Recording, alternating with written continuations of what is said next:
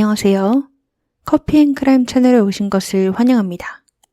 이야기에 앞서서 사건에 등장한 등장인물들의 사진이 궁금하시다면 네이버 블로그에 커피앤크라임을 검색하셔서 제 블로그를 확인해 보세요. 자, 오늘의 사건은 영국에서 유명한 사건에 대해서 이야기를 해볼까요? 오늘 말씀드릴 사건을 벌인 남성의 이름은 스티븐 그리프스로 이 남성은 관심받는 걸 굉장히 좋아했고 후에 관심을 받기 위해서 살인까지 저지른 악질입니다. 스티븐은 1969년 12월 24일 아이러니하게도 크리스마스 이브의 영국에서 태어난 남성으로 어렸을 때 굉장히 조용하고 친구들을 잘 사귀지 못했다고 합니다. 이웃들이 인사를 해도 대답을 잘 안 했고 항상 굉장히 조용했기 때문에 사람들은 조금 이상한 아이구나 생각을 했다고 했어. 하지만 스티븐은 굉장히 머리가 좋았다고 합니다. 어렸을 때부터 머리가 워낙 좋아서 스티븐의 부모님은 넉넉한 형편이 아니었는데도 열심히 일을 해서 학비가 1년에 1,500만 원 정도 되는 사립학교에 스티븐을 전학시키게 돼요. 하지만 이때 스티븐의 부모님은 이혼을 하게 됐어. 스티븐은 여전히 이 학교에 다니고 있었지만 그는 아빠를 더 좋아하던 편이었는데 엄마랑 같이 살게 되면서 안 그래도 조용하던 성격이 더 조용해졌습니다.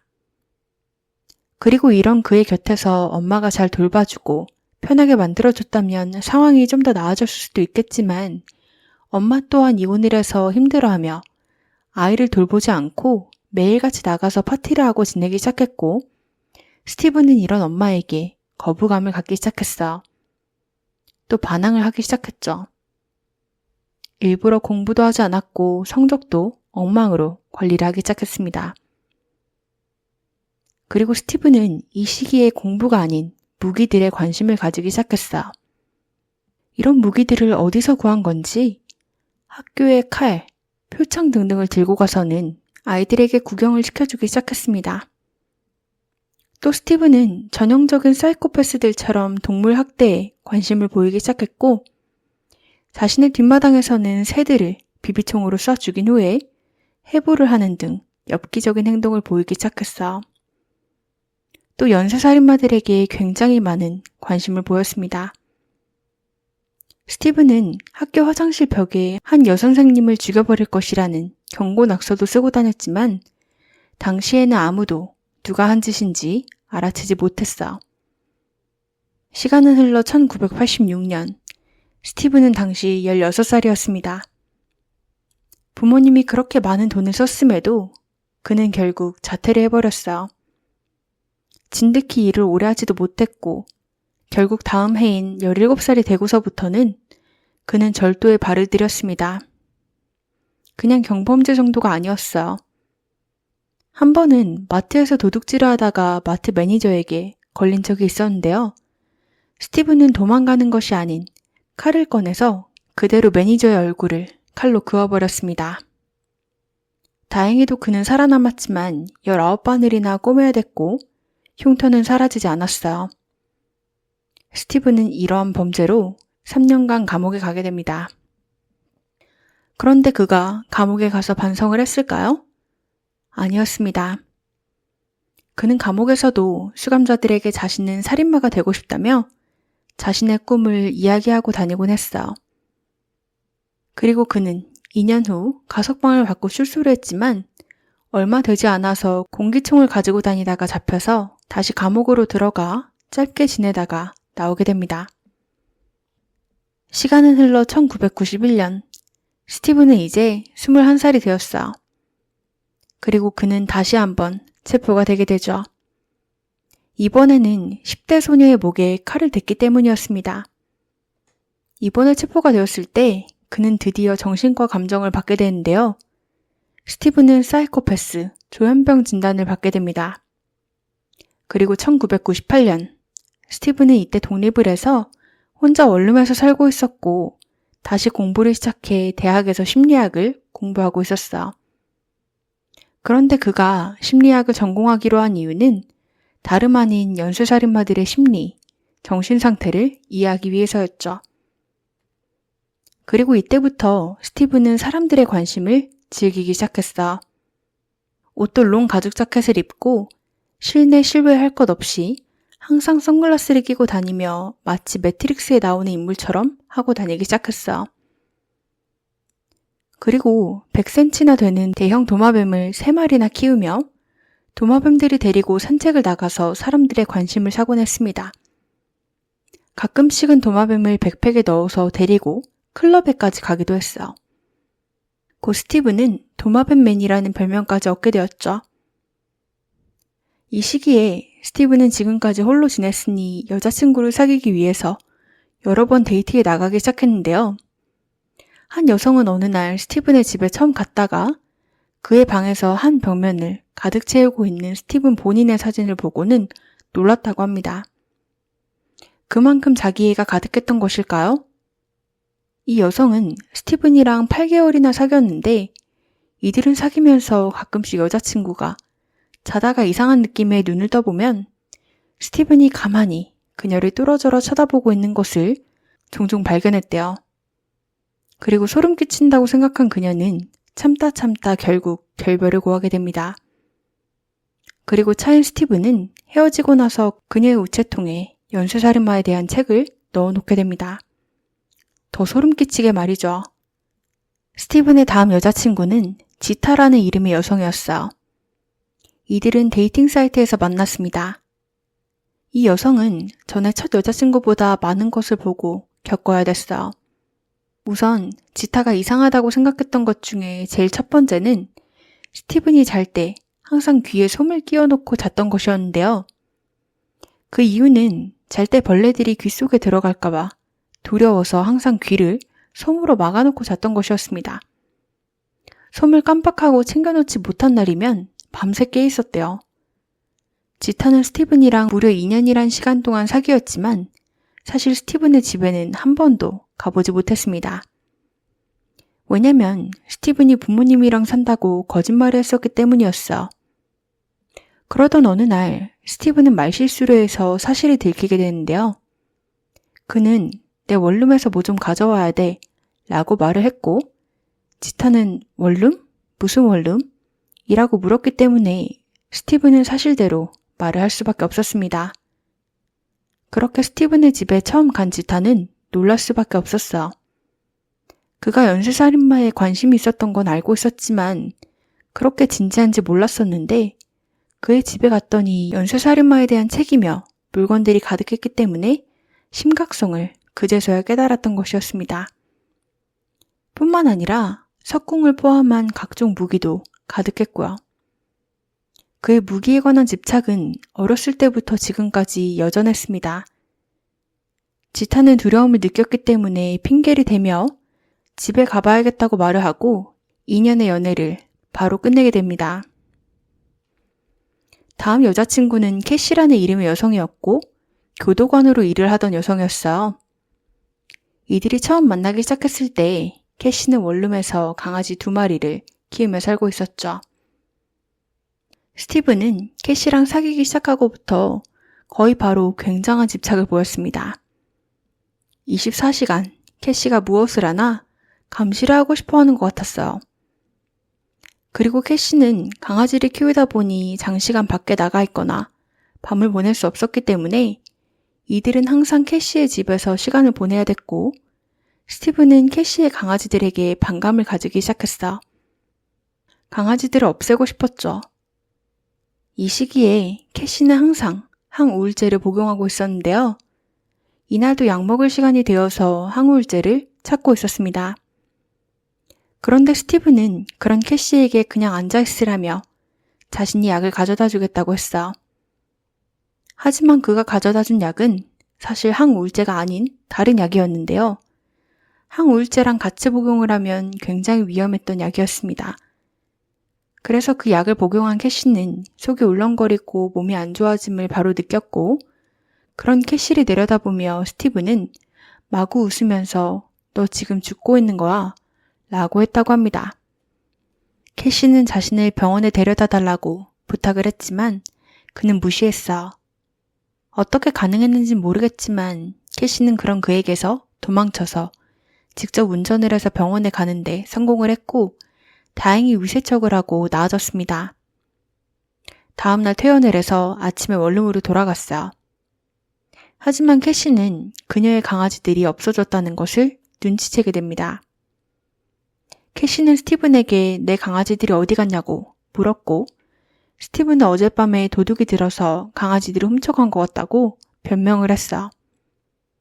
하지만 집안을 둘러봐도 없어진 건 없었고 강아지들만 없어진 게 무척 이상했죠. 캐시는 이웃집들을 돌면서 사람들에게 질문을 하기 시작했어. 그러던 중에 한 이웃이 새벽 3시 반쯤 스티븐이 강아지들을 데리고 원룸을 나섰다가 강아지들 없이 혼자 집에 돌아오는 것을 목격했다고 말을 하게 됩니다. 정말 안타깝게도 캐시는 그날의 이후로 강아지들을 다시는 볼 수 없었고 아직까지도 강아지들에게 무슨 일이 일어난 건지 모른다고요. 캐시는 이 사건을 계기로 스티븐과 헤어지고 싶었지만 스티븐은 이미 정신적으로 그녀를 지배해 놓은 모양이었어. 스티븐은 밖에서도 그녀의 손을 아플 정도로 꽉 쥐고 다니며 모두에게 캐시가 자신의 것이라고 알리고 싶어하는 것처럼 행동을 했고 캐시는 쉽게 헤어지지 못했습니다. 처음에는 그렇게 정신적 폭력으로 시작되어 캐시가 무슨 옷을 입을지까지 사사건건 간섭을 하던 스티븐은 곧 신체적 폭력까지 휘두르게 되고 캐시는 한 번은 코뼈까지 부러진 적도 있었어. 입술이 터지는 건 자주 있던 일이었고요. 그리고 심지어 이걸로 부족했는지 스티븐은 그녀의 다리를 칼로 툭하면 찌르기 시작했습니다. 그는 그녀의 반응을 보는 것이 너무 좋았어요. 이 관계는 1년 동안 이어졌고 어느 날 캐시는 자신의 친구에게 부탁을 해서 스티븐이 없을 때 짐을 빼는 것 좀 도와달라고 부탁을 하고는 틈을 봐서 자신의 부모님 집으로 도망을 가게 됩니다. 하지만 스티븐은 이번에는 그냥 놓아주지 않았어. 무려 10년이라는 시간 동안 스티븐은 캐시를 스토킹하며 그녀가 번호를 바꿔도 바꾼 번호를 알아내고 이사를 가도 이사간 집을 찾아내며 지독하게도 그녀를 괴롭혔습니다. 접근 금지 명령을 받아봐도 소용이 없었어. 이때 캐시는 길고양이들이 입양해서 2마리를 키우고 있었고 밖에 사는 다른 2마리의 길고양이들에게 밥을 주고 자신의 고양이처럼 생각하며 아끼고 있었는데요. 어느 날 그녀는 스티븐으로부터 문자를 한 통 받게 됩니다. 네가 키우던 고양이 2마리 죽었다 라는 문자였습니다. 그녀는 황급히 그녀의 고양이들을 체크해봤어요. 캐시가 집에서 키우던 2마리의 고양이는 무사했지만 바깥에 살던 고양이들은 스티븐에게 죽임을 당하고 말았습니다. 그리고 스티븐은 펫샵에서 강아지를 분양한 후에 약을 먹여서 정신을 오락가락하게 만든 후에 꼬리를 자르려고 하고 있었어. 그리고 스티븐은 자신이 지금 무슨 짓을 하고 있는지 캐시에게 알리며 강아지가 이런 상황에 처해 있으니까 살리고 싶으면 우리 집으로 와서 강아지를 돌보라고 말을 했어.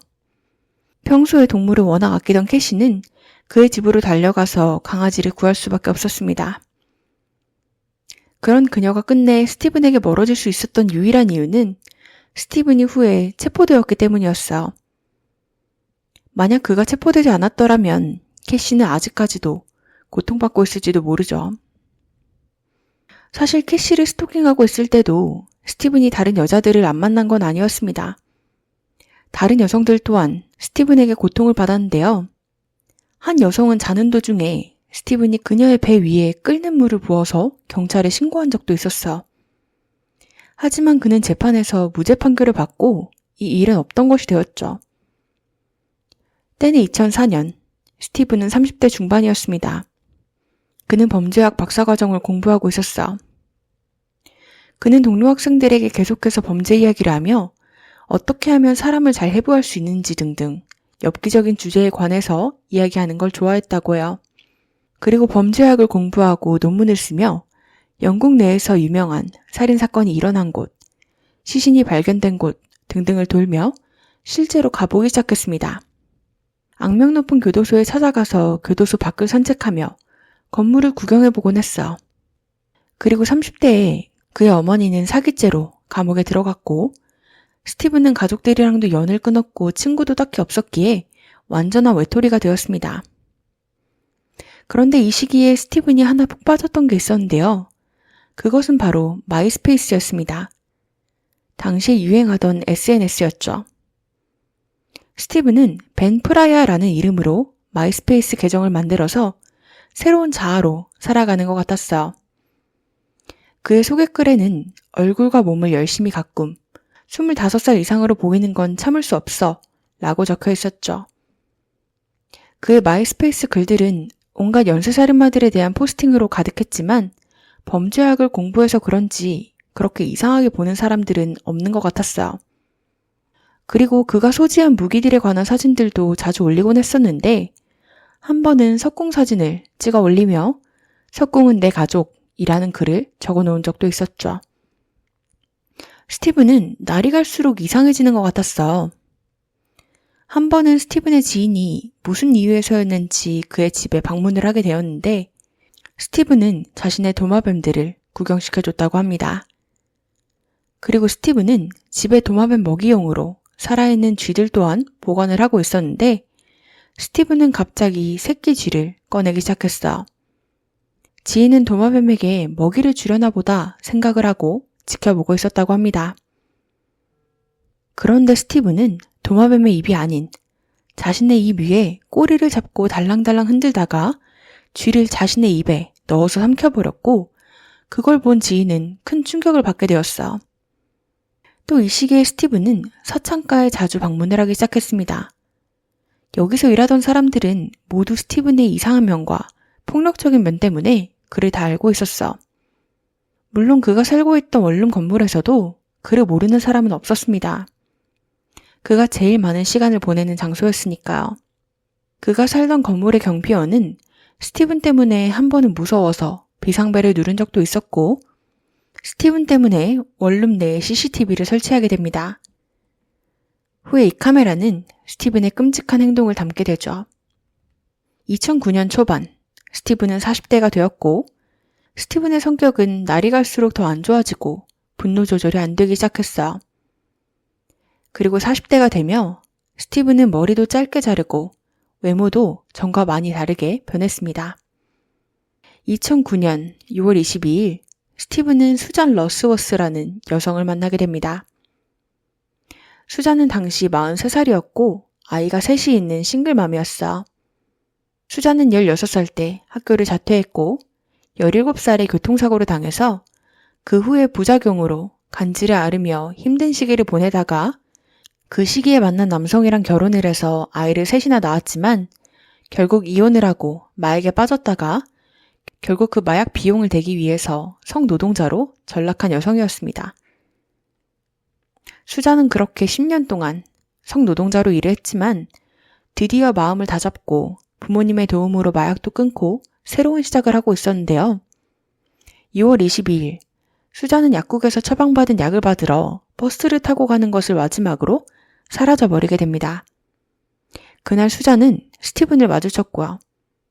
스티븐이 수잔을 만났을 때 그녀는 더 이상 마약 중독자도 성노동자도 아니었습니다. 하지만 어떻게 한 건지 스티븐은 수잔을 자신의 원룸으로 끌어들이는 데 성공을 했어요. 그의 계획은 단 하나였습니다. 살인을 하는 것. 그리고 때마침 수잔이 눈에 들어온 것이었죠. 그는 수잔을 집으로 데리고 들어오자마자 망치를 이용해서 그녀를 공격했고 수잔은 안타깝게 사망했습니다. 그리고 스티븐은 욕조로 그녀를 옮겨 시신을 토막내기 시작했어.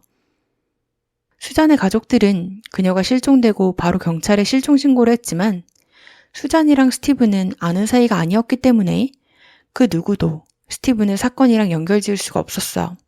그렇게 수잔이 살해당한 지 10달이 지나고 2010년 4월이 되었습니다.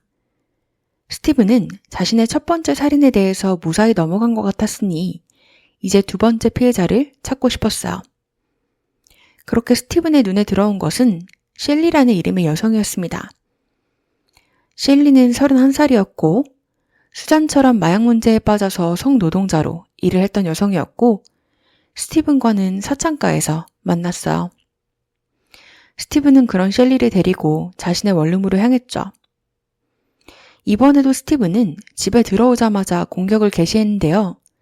이번에는 망치가 아닌 석궁을 이용했습니다.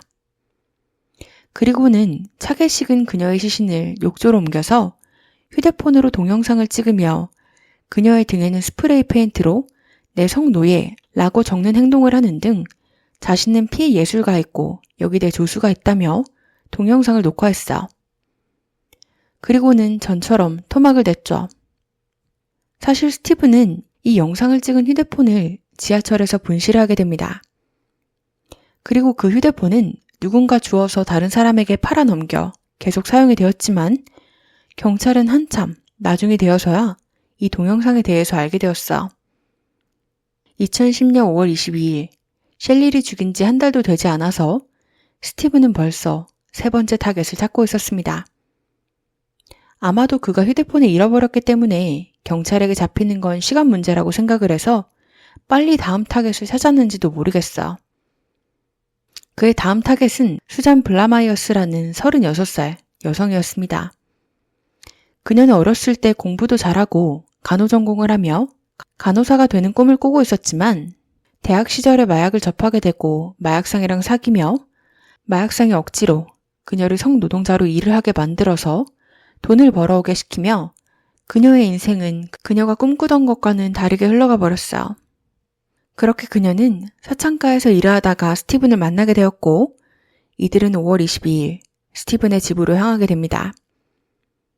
하지만 이번 범행 때는 앞서 언급했듯 스티븐이 살던 건물의 경비원이 CCTV를 설치해 놓았기 때문에 전 사건들보다 더 많은 디테일이 밝혀졌어. 우선 이들은 집으로 들어가는 게 제일 먼저 화면에 잡혔고 스티븐이 집에 들어간 지 고작 몇 분 만에 수잔은 달려나오게 됩니다. 그 뒤에는 스티븐이 그녀를 무서운 속도로 쫓고 있었어. 스티븐은 빠르게 그녀를 따라잡았고 그녀를 넘어뜨린 후 수잔을 복도에서 질질 끌고 자신의 집 앞에 놓은 후 집 문을 열고 놓여져 있던 석궁을 잡아든 후 CCTV 앞에서 보란듯이 수잔을 향해 석궁을 2발 쏘게 됩니다. 그리고 차게식은 그녀의 시신을 잡아 그의 집에 들여놓고 20분 후에 다시 복도로 석궁을 들고 나와서 CCTV에 가서 웃으면서 가운데 손가락을 날리고 석궁을 들어 보이며 자랑을 하는 듯 했습니다. 정말 소름 돋죠. 여기서 끝이 아니었습니다. 그는 집에서 음료수를 가지고 나와서 CCTV에게 건배를 하는 제스처를 보이며 그대로 외출을 하게 되는데요. 그는 수잔을 죽이자마자 바로 다음 피해자를 찾으러 나간 것이었습니다.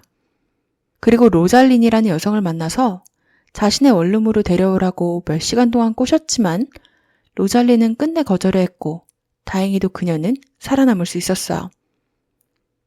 그렇게 그는 아무런 성과 없이 다시 아파트로 돌아와 12시간이 넘는 시간 동안 수잔의 시신을 토막내서 동네 강에다가 버렸습니다. 그리고 다음 월요일인 24일 경비원은 출근을 해서 주말 동안 녹화된 CCTV를 확인하기 시작했어요. 그리고 바로 이 심각한 녹화 영상을 확인하게 되었고 바로 경찰에 신고를 했죠. 이 원룸 건물에는 60명에 달하는 경찰관들이 도착했다고 합니다. 모두들 그가 무기를 가지고 있었던 걸 알았기 때문에 최대한 많은 인력이 동원된 것이었어. 그런데 경찰이 그를 마주했을 때는 스티븐은 가만히 앉아 경찰이 이미 기다리고 있었다고 합니다. 자신이 체포될 걸 알고 있었던 것 같았죠. 그리고 그는 경찰을 보자마자 나는 오사마 빌라덴이다 라고 했다고 합니다.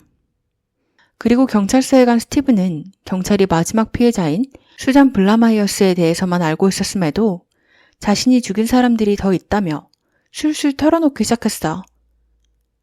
그래서 경찰이 총 몇 명을 죽였냐고 묻자 6명이라고 답을 했죠.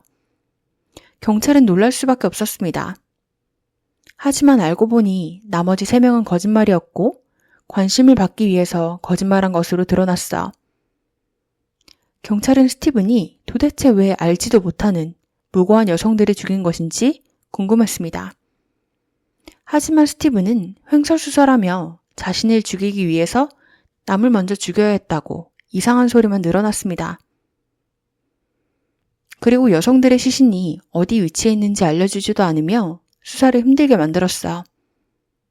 하지만 다음 날인 5월 25일, 동네 강에서 경찰관들은 한 가방을 발견했고 그 가방에서 수잔의 머리가 화살에 꽂힌 채 발견되었습니다. 그렇게 경찰 수색대들이 총 출동을 해서 수잔의 나머지 몸 부분들을 찾을 수가 있었는데요. 수잔은 무려 81조각이 나 있는 상태였어. 그리고 이 강에서 두 번째 피해자인 셸리의 시신도 발견되었지만 모두 수습할 수는 없었어. 그리고 몇 주 후 셸리의 영상이 담긴 휴대폰을 경찰이 확보했기 때문에 셸리를 죽인 범인이라는 사실이 100% 확실해졌죠. 하지만 안타깝게도 첫 번째 피해자인 수잔의 시신은 아직도 발견되지 않았고 스티븐은 도대체 어디에 시신을 버린 건지 끝끝내 밝히지 않았기 때문에 아무도 모른다고 합니다. 시간은 흘러서 스티븐의 재판이 시작되었어. 스티븐은 변호사를 선임을 했는데 굳이 영국 요크셔 지방의 유명 살인마인 요크셔 리퍼를 변호했던 로펌에서 자신도 변호사를 선임했어. 이렇게 그는 연쇄살인마, 범죄자들에 푹 빠져 있었습니다. 그리고 영국에서는 재판을 시작할 때 먼저 일어나서 자신의 이름을 말해야 한다고 하는데요. 스티븐은 판사가 스티븐에게 이름을 묻자 스티븐 그리프스라고 말을 한 대신 석궁 식인종이라고 말을 했다고 합니다. 그렇게 그는 석궁 식인종이라는 타이틀을 얻게 되어 신문 한 면을 장식했어. 사람들은 그가 석궁을 이용해 살인을 한 걸 알고 있었지만 식인종이라는 걸 듣고 충격에 빠졌어. 그가 사람을 진짜 먹었는지 안 먹었는지는 밝혀지지 않았지만 그는 자신이 피해자들이 요리해서 먹었다고 주장을 했고 그의 부속 가스레인지 주변에서 피해자들의 DNA가 나왔기 때문에 어쩌면 끔찍하게도 사실일 수 있겠습니다. 그리고 스티븐은 당당하게 유죄를 주장했고 가석방 가능성이 없는 무기징역을 선고받고 영국에서 굉장히 악명 높은 죄수들이 많이 갔고 예전에 다뤘던 사건인 유리상자에 40년 동안 갇혀있던 남성 로버트 무어즐리 기억하시나요? 그도 수감된 웨이크필드 교도소로 같이 배정받게 됩니다. 이 교도소에는 스티븐이 종종 방문을 해서 밖을 산책하며 구경을 했던 곳이기도 했어. 그리고 스티븐이 교도소에 가고 형벌을 받자 미디어에서는 이제 다 끝난 사건이니 그에 대한 기사는 뚝 끊겼습니다. 그리고 동료 수감자들은 스티븐에게 너는 이제 안 유명해 라며 놀리기 시작했고 관심이 뚝 끊긴 것에 고통스러웠던 스티븐은 자살 시도를 하기도 했어.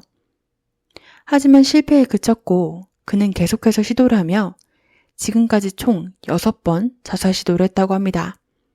그는 감옥이 아닌 정신병원으로 이송되고 싶어 했지만 그것은 이루어지지 않았고 지금까지도 웨이크필드에서 관심 수감자로 선정이 되어서 교도관들에게 특별 감시를 받으며 지내고 있다고 합니다. 여러분들은 이 사건에 대해서 어떻게 생각하시나요? 여러분들의 의견 댓글로 많이 남겨주세요.